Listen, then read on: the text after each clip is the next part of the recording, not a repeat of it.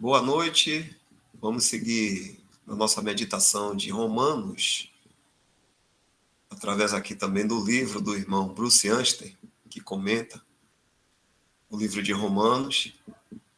E hoje temos esse tema, várias saudações, no capítulo 16, no versículo 3 até o 16. Vamos ler.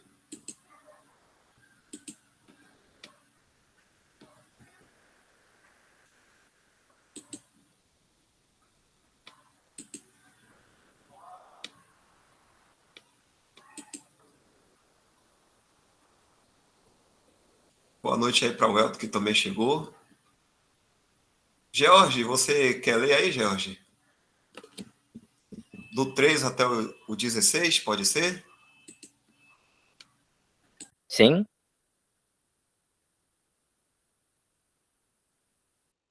Só aumentar a tela aqui no meu celular.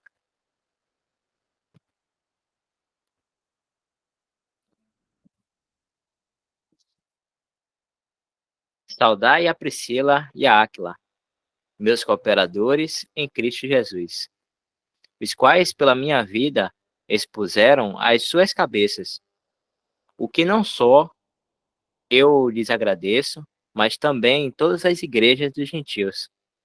Saudai também a igreja que está em sua casa. Saudai a Épeno, Epeneto, meu amado, que é as primícias da Ásia em Cristo. Saudai a Maria, que trabalhou muito por nós. Saudai a Andrônico e a Júnia, meus parentes e meus companheiros na prisão, os quais se distinguiram entre os apóstolos e que foram antes de mim em Cristo. Saudai a Amplias, meu amado no Senhor. Saudai a Urbano, nosso cooperador em Cristo, e a Estaquis, meu amado. Saudai a Apeles, aprovado em Cristo. Saudai aos da família de Aristóbulo. Saudai a Herodião, meu parente. Saudai aos da família de Narciso, os que estão no Senhor. Saudai a Trifena e a Trifosa, as quais trabalham no Senhor. Saudai a amada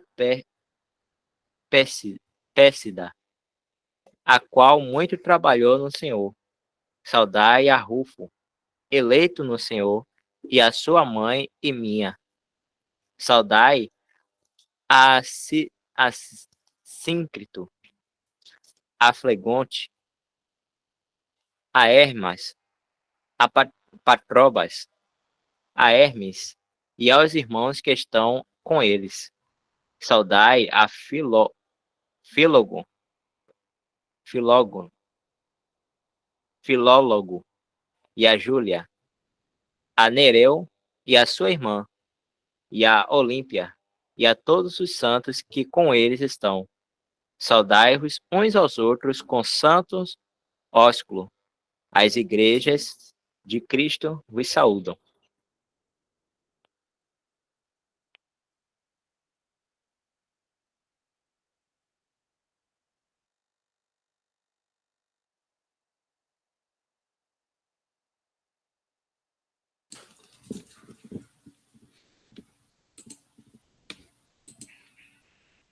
Capítulo 16, versículos de 3 a 16. Paulo, então, aproveita a oportunidade para enviar suas saudações a vários irmãos que ele conhecia de Roma. Alguns eram de contato pessoal e outros de que ele havia ouvido falar por meio de outros. Ele dedica mais tempo a saudar os santos aqui do que em qualquer outra epístola. Isto foi devido ao fato de que ele ainda não tinha estado em Roma e desejou transmitir seu amor a eles em um nível pessoal e, assim, abrir caminho para sua visita que se aproximava.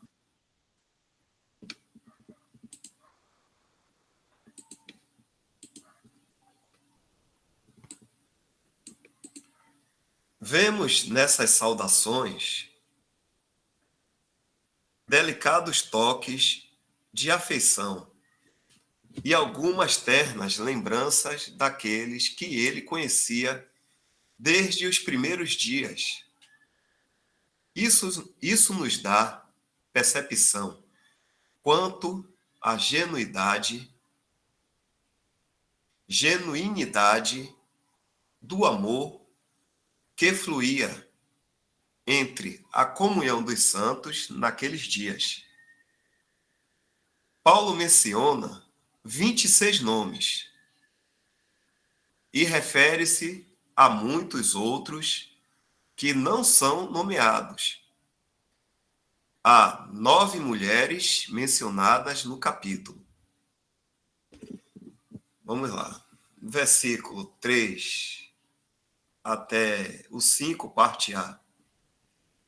Priscila e Áquila são mencionados primeiro.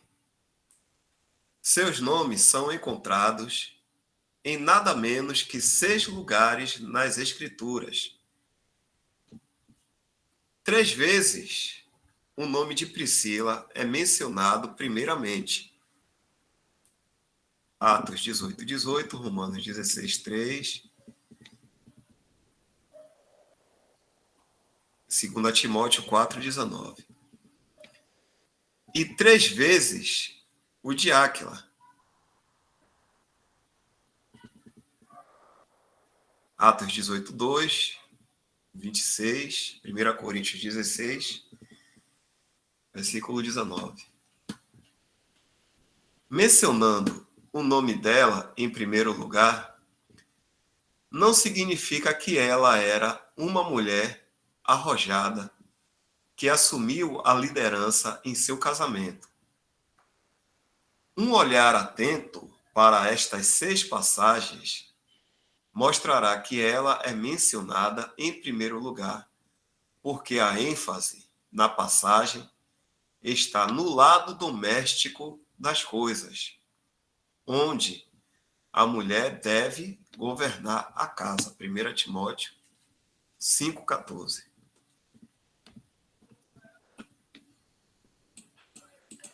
Mas, quando a ênfase está no ensino ou nos assuntos da Assembleia, Áquila é mencionado em primeiro lugar. Uma esfera na qual os irmãos devem liderar. Assim, eles eram um casal cristão modelo. Eles, como Febe, são considerados cooperadores na obra do Senhor. Talvez eles também tivessem o dom de socorros.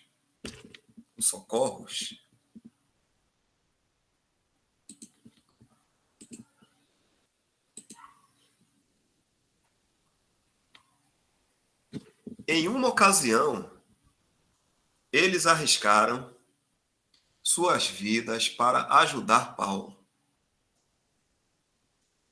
Não nos é dito onde ou quando isso aconteceu, mas certamente mostra seu compromisso com a causa do Evangelho e seu profundo amor pelo apóstolo.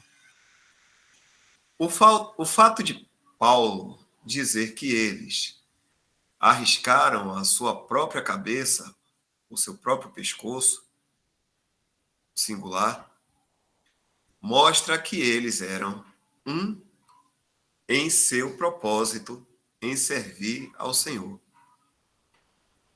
Paulo e os irmãos em toda parte agradeceram ao Senhor por eles. Esta é uma tremenda recomendação.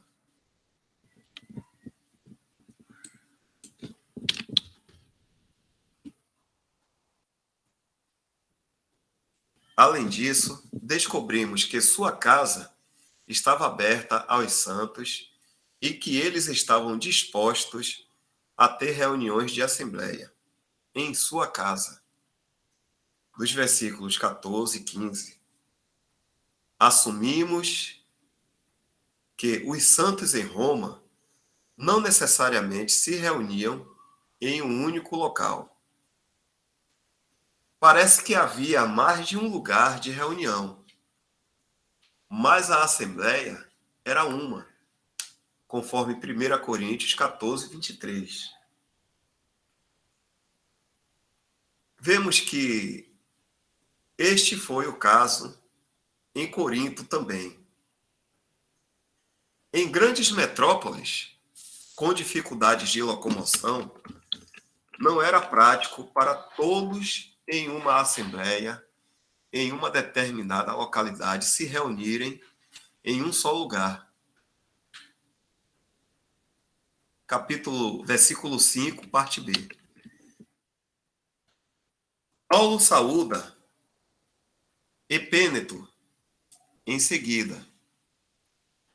Ele observa que ele era as primícias da Caia, o que significa que ele foi o primeiro convertido naquela região.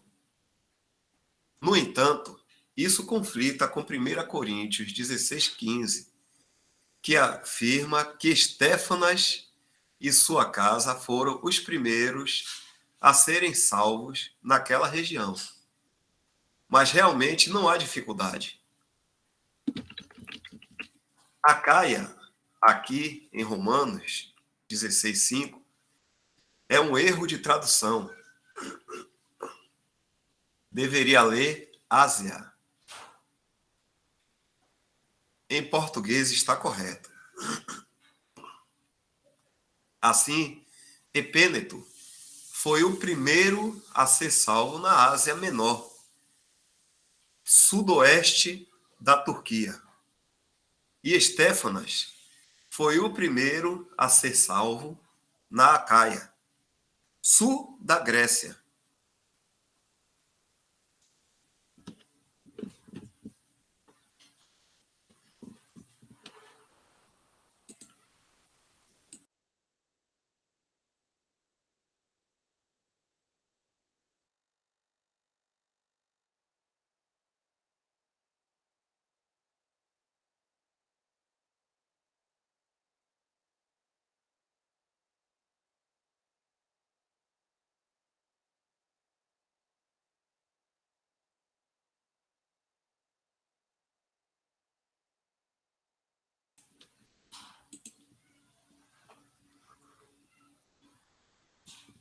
Versos 6 e 7.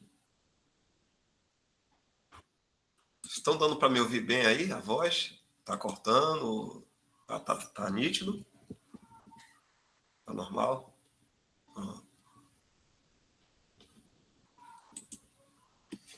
Maria é saudada. Ela é lembrada por seu muito trabalho feito para o apóstolo. Então, Andrônico e Júnias são mencionados, sendo parentes, homens da família de Paulo. Alguns têm pensado que esta era uma equipe de marido e mulher, porque Júnias pode ser masculino ou feminino. No entanto, isso parece improvável, porque eles foram presos juntos. E as prisões não têm mulheres encarceradas com homens.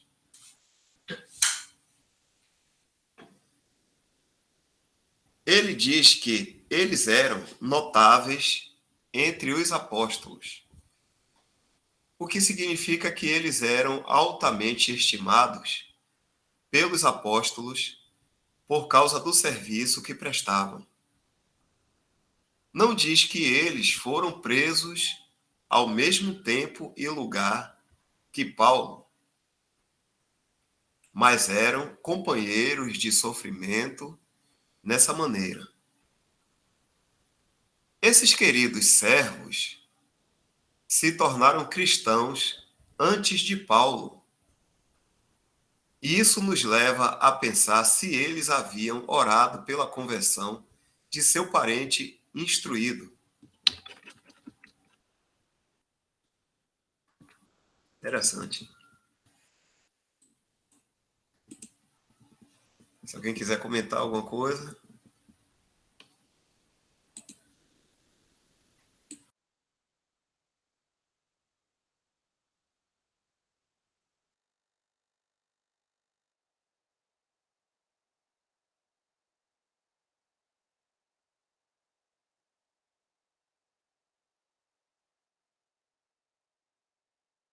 Essas saudações, elas são muito preciosas, né, no que diz respeito a amor e boas obras. Eu lembrei da passagem de Hebreus, capítulo 10, versículo 24.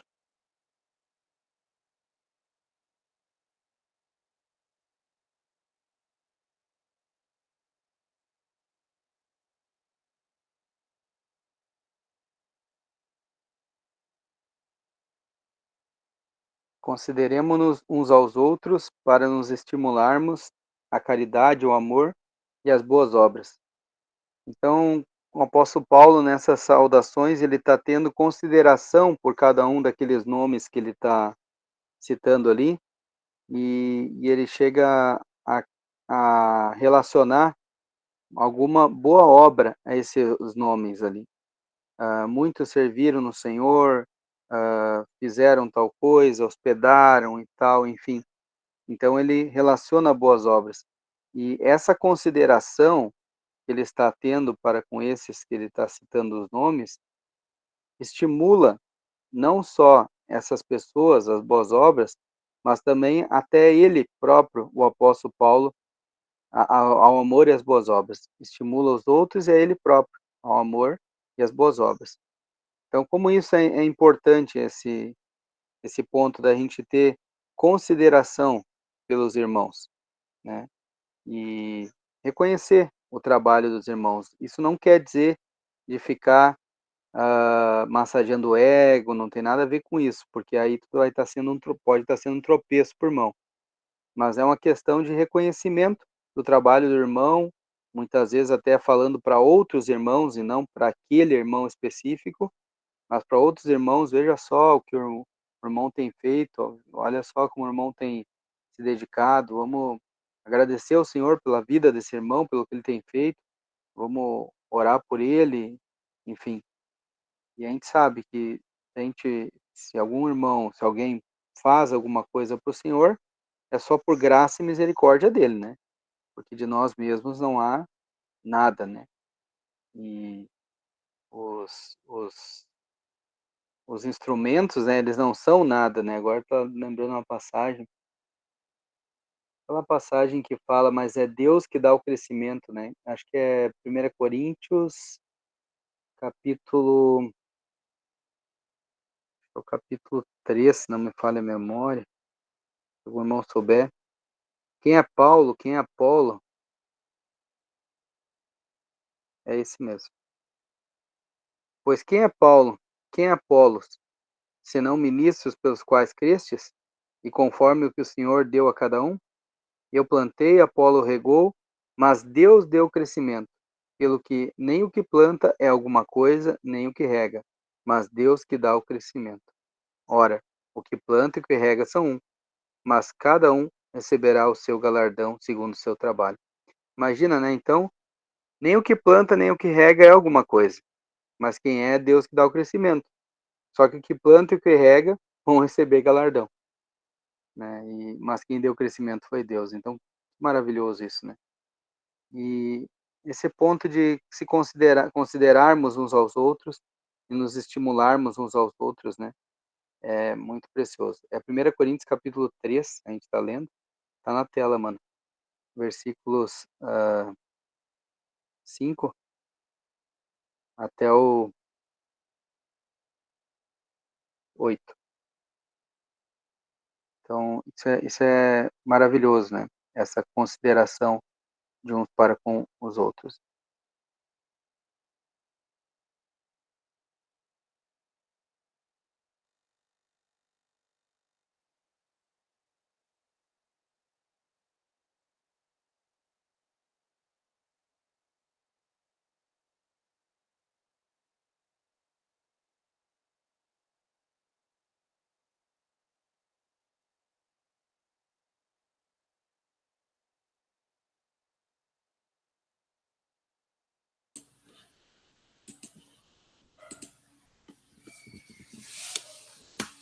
Continua aqui. Versos de 8 a 10. Amplias, Urbano, Estarques são saudados com pouco comentário. Apeles é mencionado como sendo aprovado em Cristo. A palavra aprovado significa que ele havia sido provado de alguma forma e que ele havia resistido ao teste. Pode ter sido que ele tenha sido pressionado a se retratar em relação à sua fé, mas ele não negaria ao Senhor.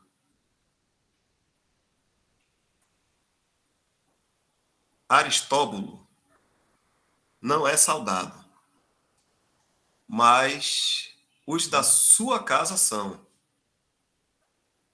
Isso significaria que, enquanto o homem mesmo não era salvo, alguns de seus servos eram. Ele era neto de Herodes, o Grande, mas Deus alcançou alguns de seus servos com o Evangelho e eles foram salvos.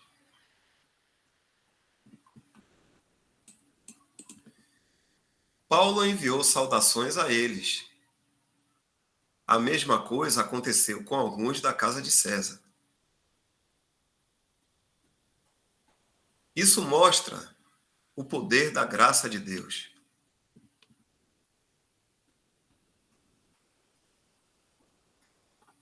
Versículo 11. Herodiano, supomos ser judeu, não que ele era parente de Paulo. Tendo sido dado esse nome a ele, sugere que era, ou tinha sido, um servo na casa de Herodes. Tal como acontece com Aristóbulo, Narciso, não é saudado, mas os da sua casa são.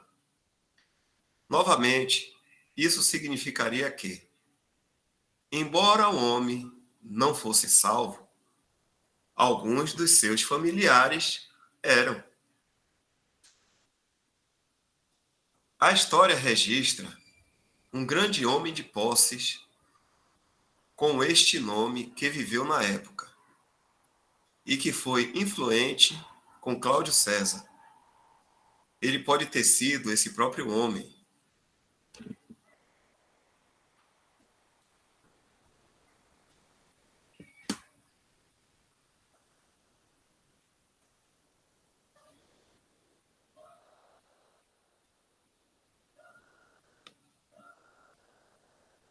Verso 12.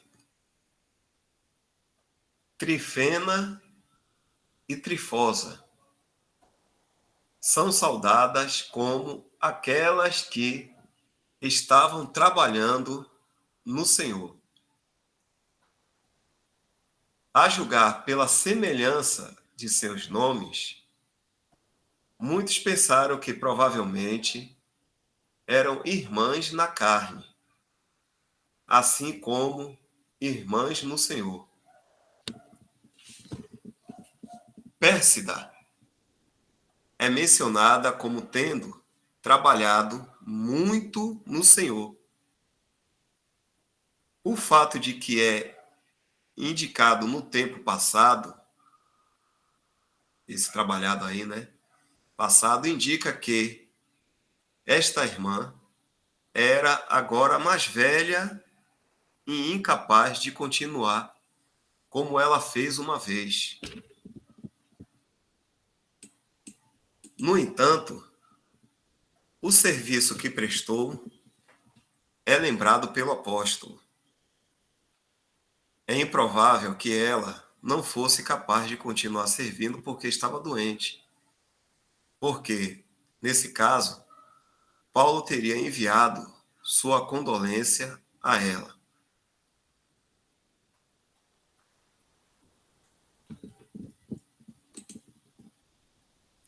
Também não é provável que ela tivesse deixado de trabalhar porque sua alma havia esfriado.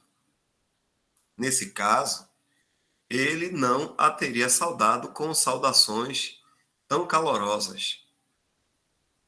Como regra, Paulo não chamava as irmãs de amadas, porque isso poderia ser visto como uma demonstração inapropriada de afeição pelo sexo oposto. 1 Timóteo 5:2. Vou ler só esse versículo aqui para a gente ver mais ou menos o que é que o irmão está se referindo. 1 Timóteo, capítulo 5, versículo 2.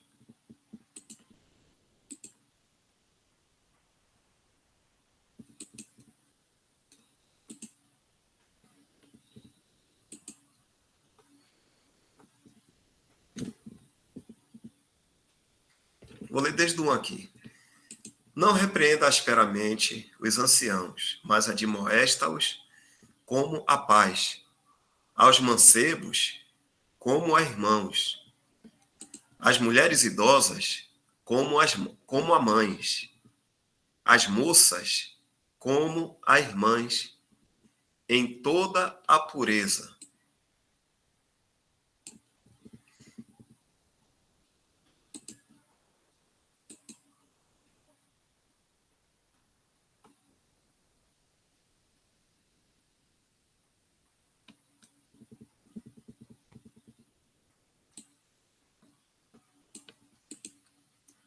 Mas neste caso, sendo que Pérsida era provavelmente mais velha, ele a chamava de amada.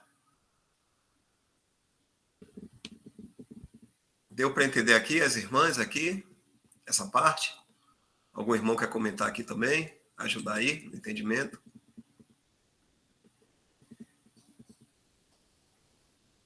Deixar um pouquinho aí só para quem quiser dar uma revisada com calma.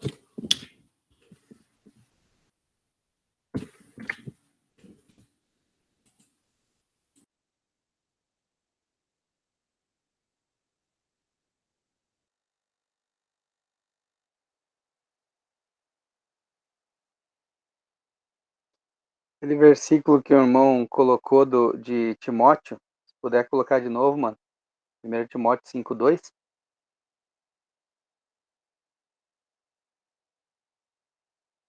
Interessante ali, ele fala as mulheres idosas como a mães.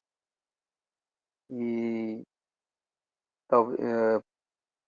com certeza isso está relacionado a essa irmã lá ser uma mulher idosa e por isso Paulo tem essa liberdade, né, de chamá-la de amada, né, porque um carinho como a mãe, né, por ser uma mulher idosa, né, diferentemente das moças, né, que daí seriam como irmãs, né, em toda a pureza.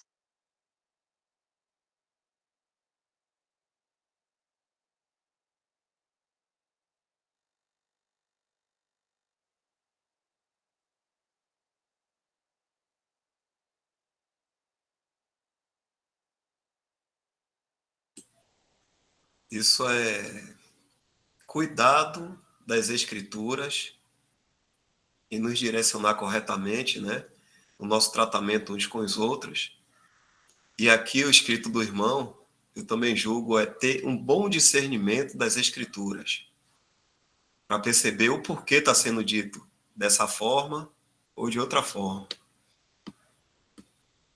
Estamos lidando com a palavra de Deus, né?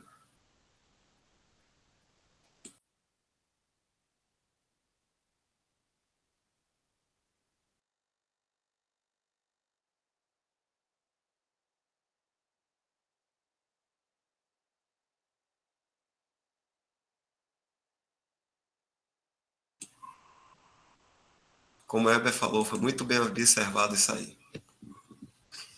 Versículo 13. Mais algum comentário? Pode interromper, viu? Para não perder o pensamento.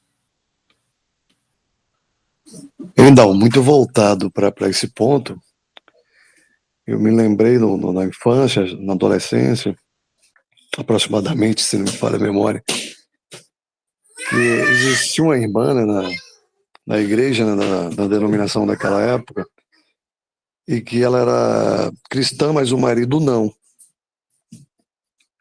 E o marido nunca havia ido ao culto e tal, e ela sempre ali frequente. E aí teve um culto e ele ficava muito desconfiado, porque às vezes tinha cultos que demoravam, né, a terminar. Ele vinha até a porta da congregação para acompanhá-la. E aí teve tipo uma festa. E quando os irmãos tinham o costume de se abraçar, né, ao final ali da reunião. Quando era uma festa, estava muito emocionado ali, muito alegre e tal, todo mundo se abraçava. E aí o irmão mais novo foi e abraçou essa irmã. E ela era mais velha também, mas não era muito velha, né? Mas ele a abraçou. E o marido, que não era cristão, assistiu essa cena. E foi a maior confusão de todos os tempos, por assim dizer, na porta ali do templo e daquele ocorrido. Então foi algo bem complicado, até assim, esse marido dessa irmã ameaçou de matar, entendeu? De ir até as últimas consequências.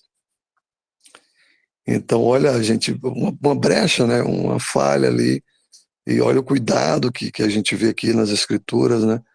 De quando chamar, né, a irmã, e Paulo está chamando essa daqui de amada nesse caso porque era mais velha, com carinho, com mãe, mas que a gente não deveria usar isso como regra, né, e chamar, né, qualquer irmã de amada, porque numa brecha dessa, num probleminha assim, o adversário pode usar para criar um escândalo, um problema muito grande.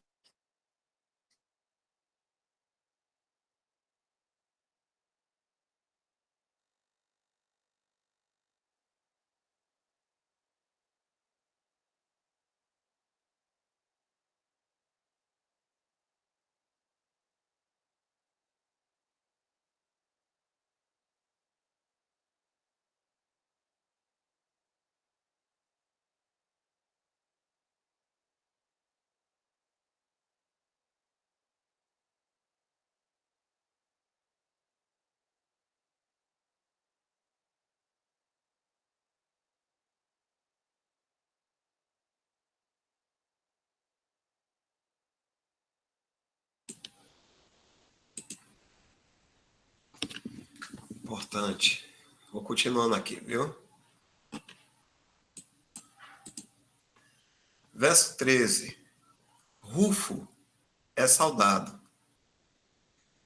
Os expositores parecem concordar que ele é a mesma pessoa mencionada em Marcos, capítulo 15, 21. Diz que Simão Cirineu foi compelido pelos soldados romanos a levar a parte de trás da cruz do nosso Senhor, ou após, atrás dele, né? Simão Cirineu.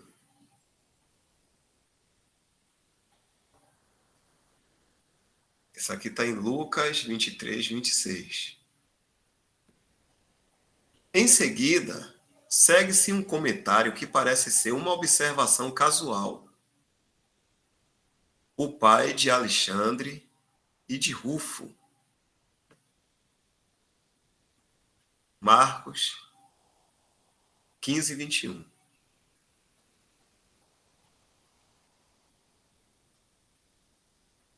Pelo modo como Marcos insere isso, parece que o relacionamento era tão conhecido entre os santos que Paulo não precisou se estender sobre isso. A conclusão pode ser tirada de que este evento deixou uma impressão indelével na família de Simão. E mais tarde, eles foram salvos. A esposa de Simão também foi salva, a quem Paulo menciona aqui como mãe de Rufo.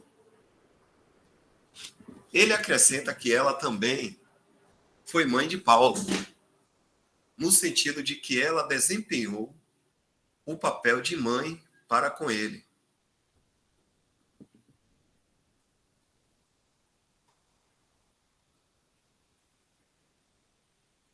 Verso 14. Há 5 pessoas mencionadas neste versículo que não são mencionadas em nenhum outro lugar nas Escrituras.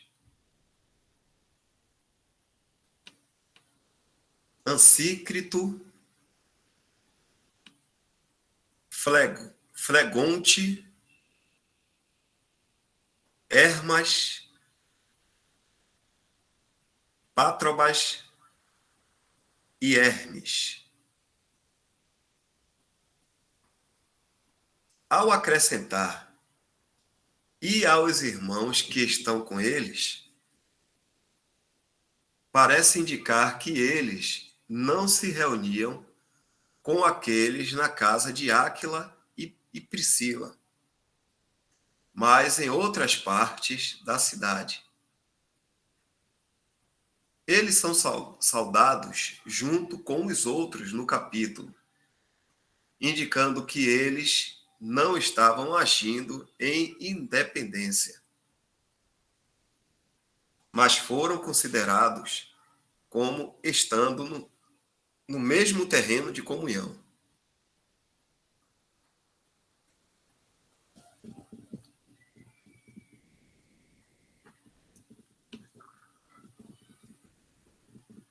Verso 15.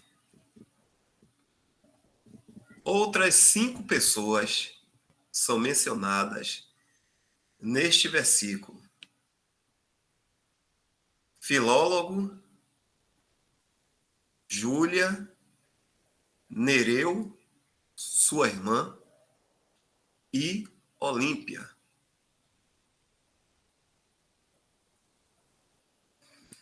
Novamente, esses crentes não são mencionados em nenhum outro lugar nas Escrituras.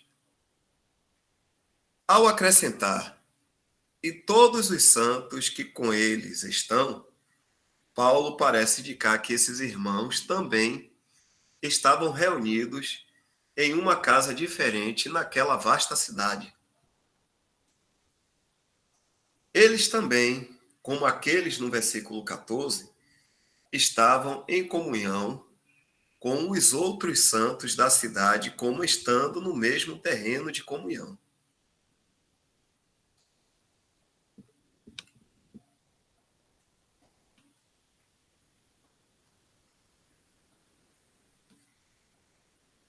Verso 16.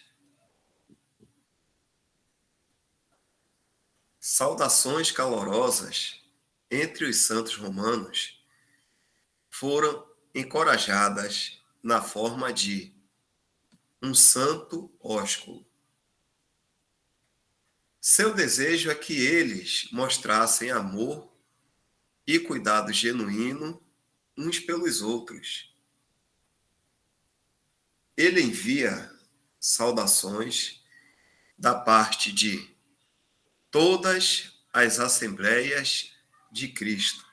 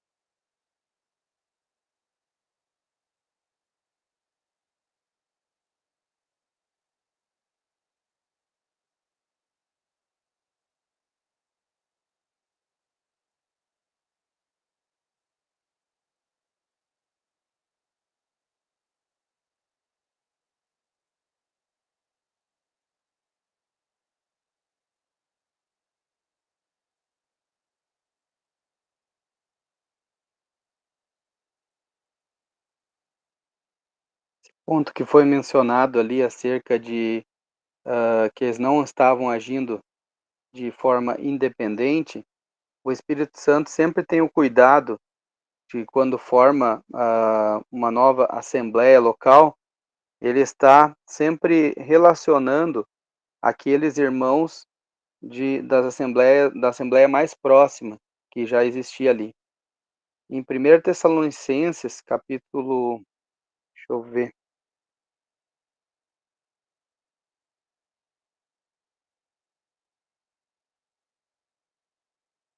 1 Tessalonicenses 2,14,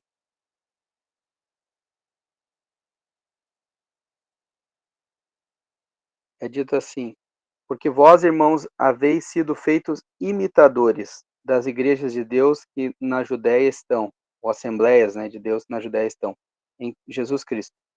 Porquanto também padecestes de vossos próprios concidadãos, o mesmo que os judeus lhes fizeram a eles.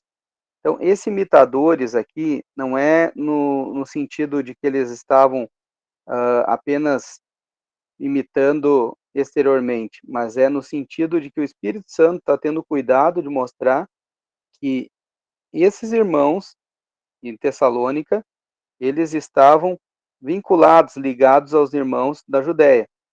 Então, é um cuidado que se tem. O Espírito Santo, quando vai formar uma nova assembleia, ele faz isso através de irmãos que já estão reunindo numa determinada assembleia, são recebidos a comunhão mesma, mas moram numa localidade mais distante, e o Senhor, o Espírito Santo, né, e o Senhor toca no coração desses irmãos, e eles resolvem e começar de reunir e tratar de uma maneira administrativa as questões da Assembleia na sua localidade em que vivem. Quando isso ocorre, e os irmãos voluntariamente fazem isso, não é por ordenação da Assembleia mais próxima, e nem por constrangimento dos irmãos dessa Assembleia mais próxima, mas eles voluntariamente sentem esse desejo, a Assembleia mais próxima, que já tem comunhão com os irmãos já estão partindo pão em comunhão mesmo, apenas reconhece que é o Senhor estendendo o seu castiçal ali, né, formando uma nova Assembleia local. Então, mas sempre vai ter essa ligação com a Assembleia mais próxima, né? Não é algo de uma forma independente, do nada aparece lá um grupo de irmãos reunindo num lugar lá, e, e eles apenas chegam e dizem, ó, irmão, nós já estamos partindo pão aqui, nós já estamos reunindo aqui, e é isso aí, sabe? Sem ter nenhum cuidado prévio de conversar com os irmãos, expressar o desejo. Então, esse ponto ali que o irmão menciona, eles não fizeram de forma independente, né? E isso é algo que deve-se ter cuidado. Isso já causou muitas divisões no passado e ainda pode ocorrer de cismas, né, nos dias de hoje.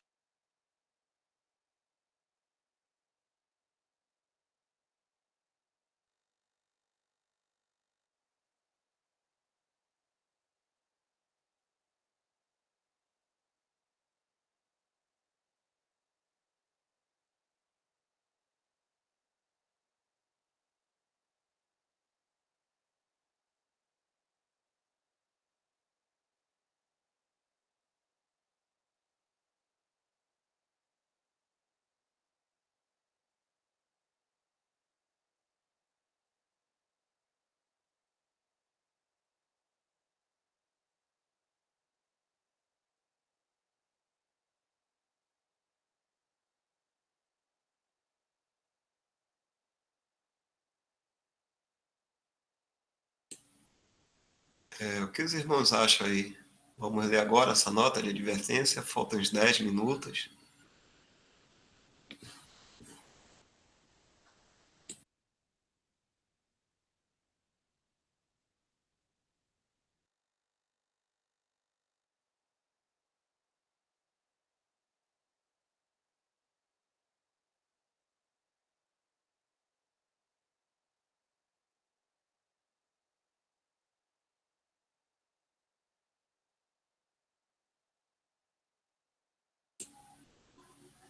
A gente lê primeiro então o versículo 17, 18.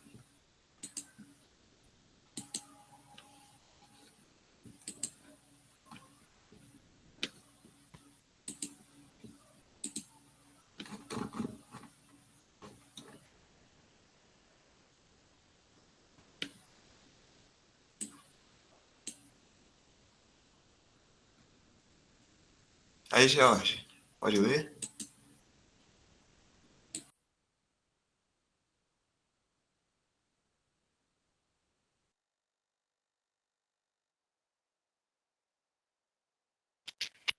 Sim, irmão. A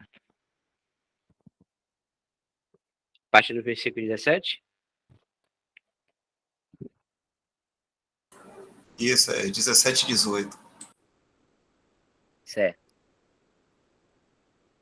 E rogo-vos, irmãos, que noteis os que promovem dissensões e escândalos contra a doutrina que aprendestes, desviai-vos deles. Porque os tais não servem a nosso Senhor Jesus Cristo, mas ao seu ventre, e com suaves palavras e lisonjas enganam os corações dos simples, dos simples.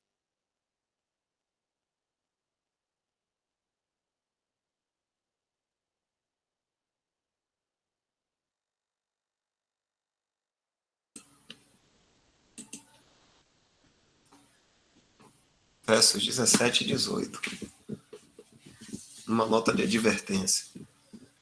Antes de encerrar a carta, Paulo emite uma advertência aos santos romanos sobre pessoas que causam divisão. Ele diz: E rogo-vos, irmãos, que noteis que promovem dissensões e escândalos contra a doutrina que aprendeste. Desviai-vos deles. Paulo deu uma advertência semelhante aos anciãos em Éfeso, em Atos 20, versículo 29 e 30. Isso mostra que precisamos estar atentos contra aqueles que têm a tendência de reunir pessoas em torno de si mesmo. Essas pessoas, muitas vezes, têm uma queixa sobre alguma fraqueza entre seus irmãos, especialmente contra os que lideram, e usarão isso como ponto de apoio para a sua causa. Muitas vezes terá a aparência de preocupação piedosa, e pessoas inocentes serão tomadas por isso. Toda essa atividade é, naturalmente, da carne, Gálatas 5:20, e em desacordo com a doutrina que aprendemos, a qual diz que todos os cristãos devem andar juntos em unidade prática sem divisões entre eles. 1 Coríntios, capítulo 1, 10. Uma divisão cisma é uma divisão interna ou uma partição entre os irmãos. Está em 1 Coríntios 11, 18. Ao passado que uma heresia ou seita é uma divisão exterior entre irmãos. Quando parte, se rompe e não mais se encontra em comunhão prática com os outros. 1 Coríntios 11, 19. Como 1 Coríntios 11, 18, capítulo 11, versículo 18 e 19, fala de uma heresia ou seita, depois de mencionar uma divisão cisma, indica que uma levará a outra, se não for julgada. As irmãs e os irmãos que estão aqui deram para entender o que significa essa divisão aí, divisão chamada cisma e divisão também chamada de heresia e seita, no sentido desses dois aí, que está na palavra. Algum irmão quer explicar também mais aí?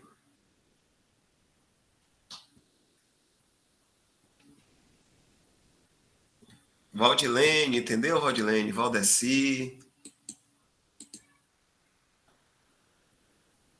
Quer um pouco mais de explicação? Rebeca, Raquel, entendeu o que é isso aí?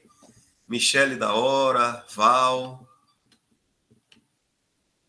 Márcia Almeida, Lusitânia. Madame, me perdoe, eu cochilei um pouquinho aqui. Ah, tranquilo, Valdilene. Lusitânia, tá tudo certinho aí. Se algum irmão quiser dar uma outra explicação aí, outra não, né? Quer dizer, dar um pouco mais de ganho, né? No que já foi explicado. Fica à vontade, senão eu continuo aqui.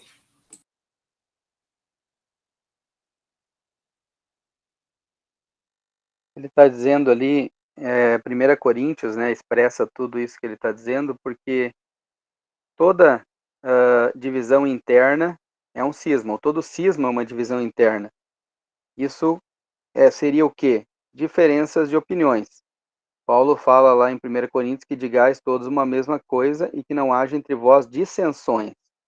Então, já havia essas dissensões que eram diferenças de opiniões, que eles não estavam dizendo a mesma coisa, já era um cisma.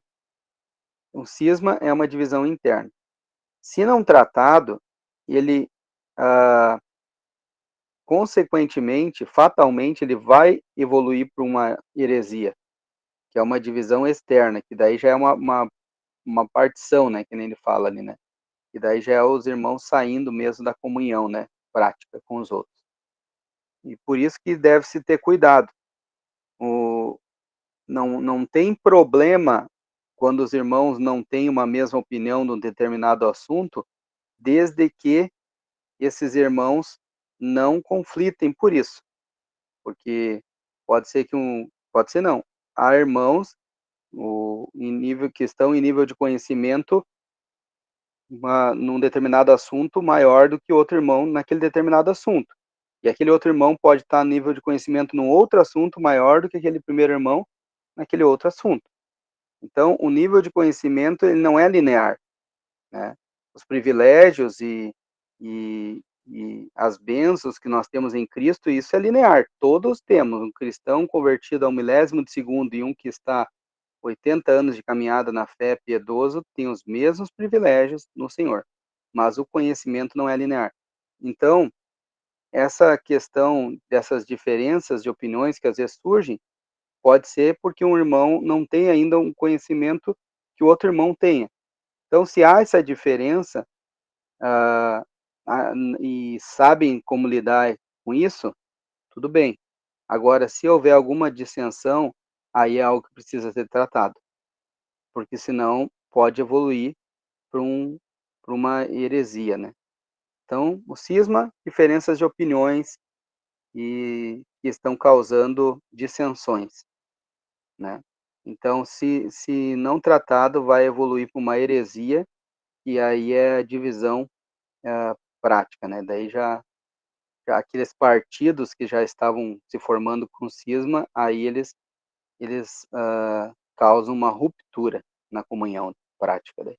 Aí é irmão saindo da comunhão, formando uma comunhão independente, uma divisão, né? Aí já é heresia.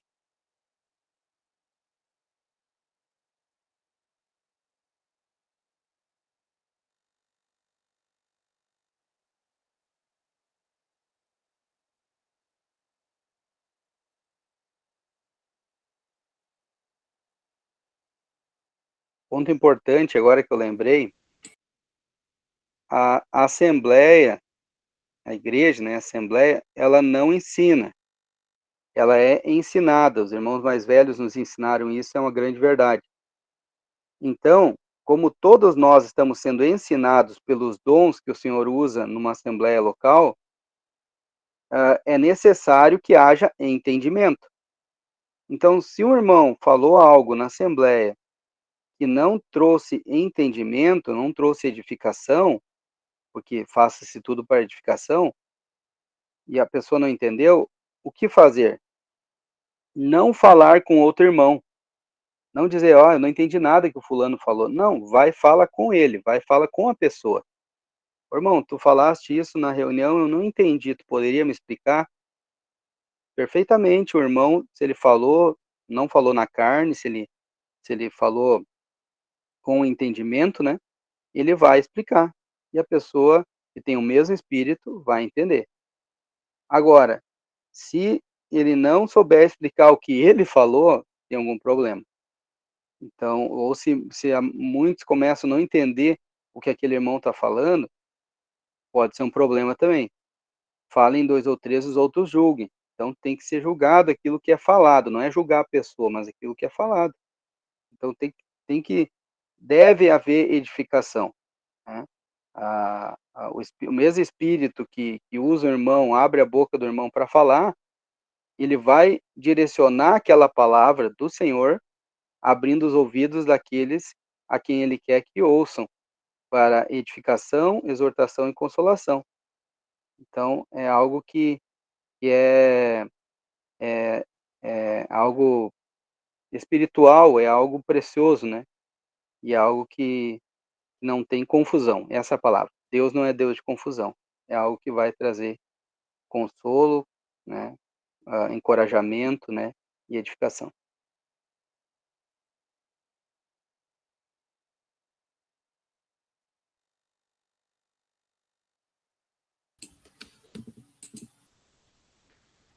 Acho que dá tempo da gente encerrar aqui. Tá pequenininho. Vou continuar lendo aqui. A obra maligna aludida aqui em Romanos 16 é aquela que um criador de divisões faz na comunhão dos santos.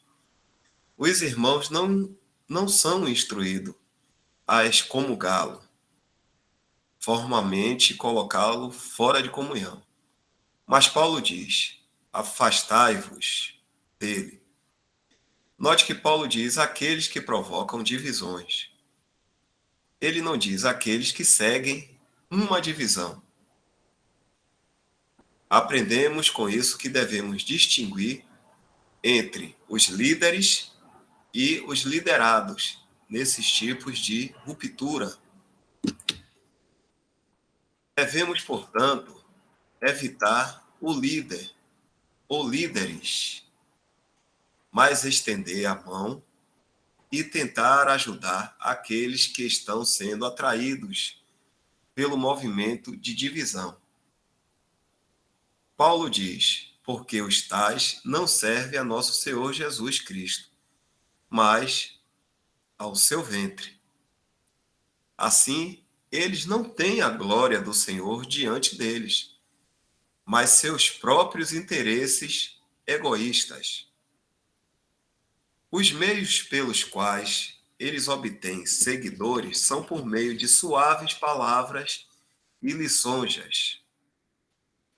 E o tipo de pessoas que são enganadas por esses causadores de divisão são aquelas que são simples e desavisadas.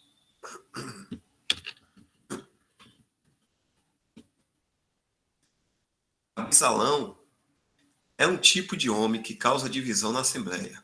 Segundo Samuel, capítulo de 15 a 18.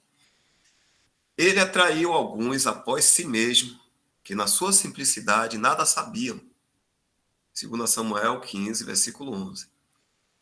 Seu método era concordar com aqueles que tinham alguma queixa e beijá-los. O resultado foi que ele furtava o coração dos homens de Israel. Segundo Samuel 15, versículo 1 até o 6. A formação de seu partido não aconteceu da noite para o dia. Demorou 4 anos, segundo Samuel 15, versículo 7. A King James diz 40. Mas aparentemente é um erro do copista hebreu. Vagarosa, mas seguramente Absalão agitou muitos a seguirem após si mesmo. Sejamos, então, cautelosos com homens de boa aparência exterior que nos bajulam. Eles poderiam estar preparando uma armadilha para nossos pés.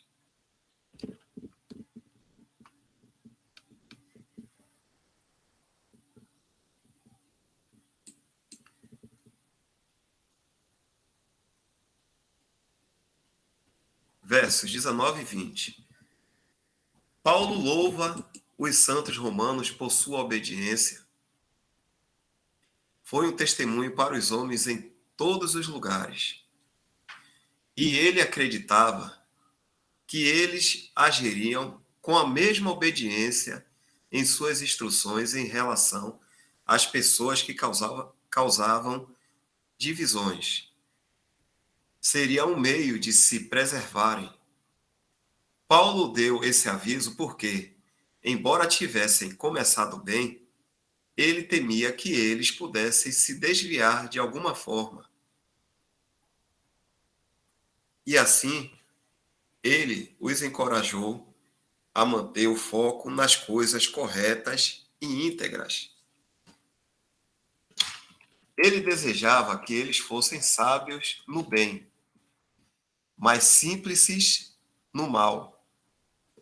Isto é porque a ocupação com o mal, ou com os erros do mundo, ou com as falhas dos irmãos, pode nos absorver e nos desviar. G. Davison advertiu: aqueles que estão ocupados com o fracasso se tornarão um fracasso. Paulo lembrou-lhes de que chegaria um tempo, em breve, quando Deus esmagará a Satanás, que está por trás de todos esses malignos movimentos entre o povo do Senhor. Até lá, temos que estar em guarda. A morte final de Satanás ocorrerá quando ele for lançado no lago de fogo. Apocalipse 20, 10. Paulo acrescenta: debaixo dos vossos pés. Assim, os nascidos de Deus vão triunfar por meio de Cristo no final. Até então, Paulo encomenda aos santos em Roma a graça de nosso Senhor Jesus Cristo. Se houver um comentário, a gente busca mais um tempinho aqui, são 9h38.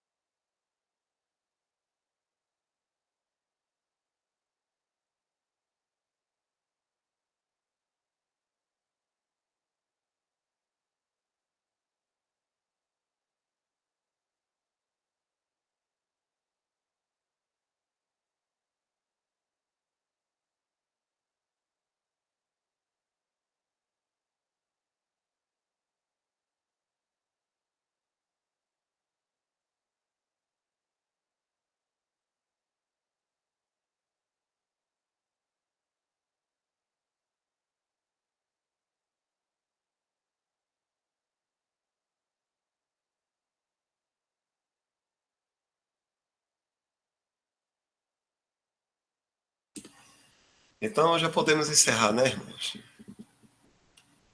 Próxima semana, se estivermos aqui, o Senhor permitir. O assunto é saudações de encerramento. Eu acredito até que... Deixa eu ver aqui, irmão.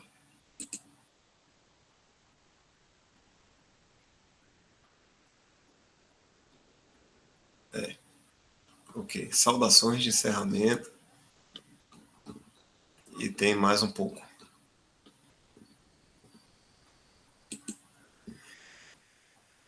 É isso mesmo ou estou enganado?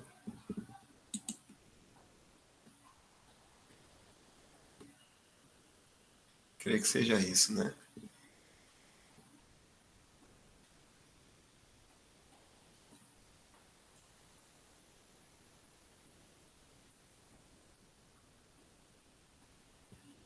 Isaac, você poderia agradecer, Isaac? Quem está encerrando? Sim. Pode ser? Pronto. Ok. Som, né?